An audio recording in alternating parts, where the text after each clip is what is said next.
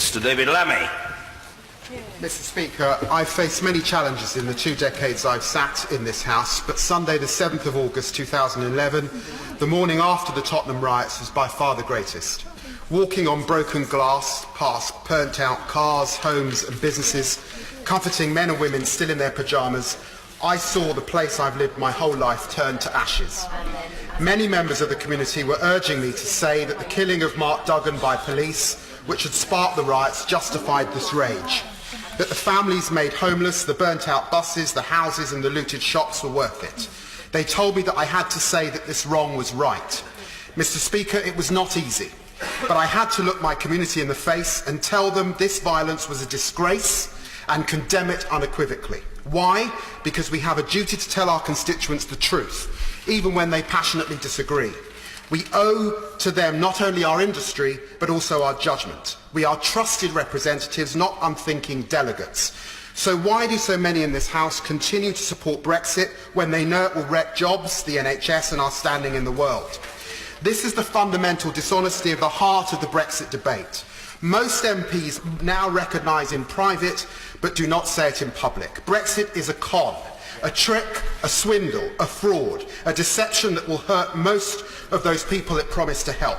A dangerous fantasy which will make every problem it claims to solve worse.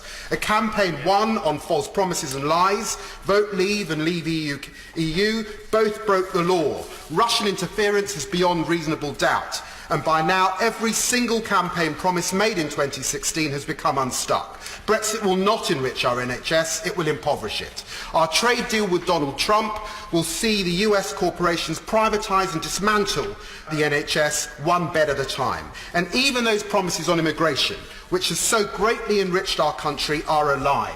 After Brexit, immigration will go up, not down. When we enter into negotiations with countries like India and China, they will ask for 3 things: visas, visas and more visas. And they will get them because we will be weak. Then there's the myth about restoring parliamentary sovereignty. The last 2 years have shown what a joke that is. The Prime Minister has hoarded power like a deluded 21st century Henry VIII. Impact assessments have been hidden, votes resisted and blocked, simple opponents of government policies bullied and threatened to get into line. Even when we forced this meaningful vote, the Prime Minister cancelled it, certain we would reject her disastrous deal. And oh, we will reject it, because this is a lose-lose compromise which offers no certainty for our future. All it guarantees is more years of negotiation headed by the same clowns who guided us into this farce in the first place. Mr. Speaker, we are suffering from a crisis of leadership in our hour of need. This country's greatest moments came when we showed courage, not when we appeased. The courage of Wilberforce to emancipate the slaves against the anger of the British ruling class. The courage of Winston Churchill to declare war on Hitler against the appeasers in his cabinet and the country. The courage of Attlee and Bevin to nationalise the health service against doctors who protested that it was not right. Today we must be bold, because the challenges we face are just as extreme. We must not be afraid to tell the truth to those who disagree. Friends on this side of the House tell me to appease Labour voters in industrial towns, the former miners, the factory workers, those who feel they've been left behind. I say we must not patronise them with cowardice. Let's tell them the truth. You were sold a lie. Parts of the media used your fears to sell papers and boost viewing figures. Nigel Farage and Boris Johnson exploited the same prejudice to win votes. Shame on them.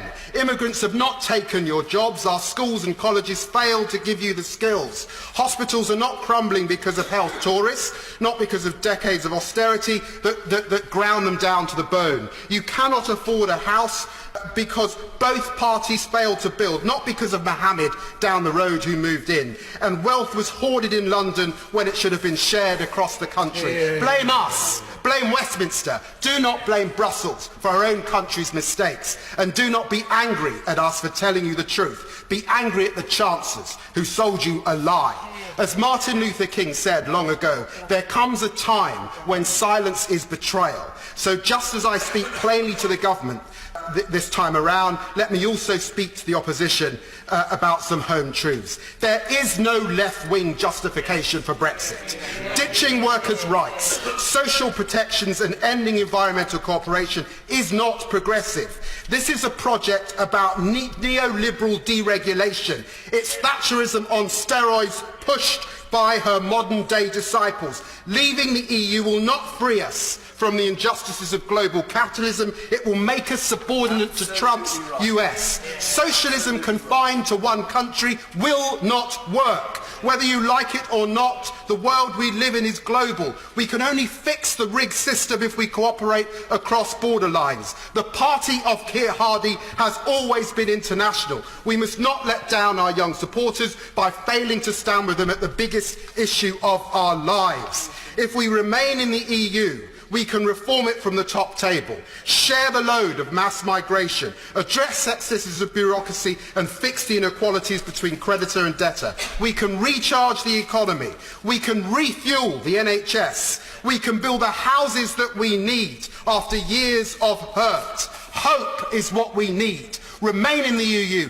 Give the Britain a second opportunity to decide. Thank you.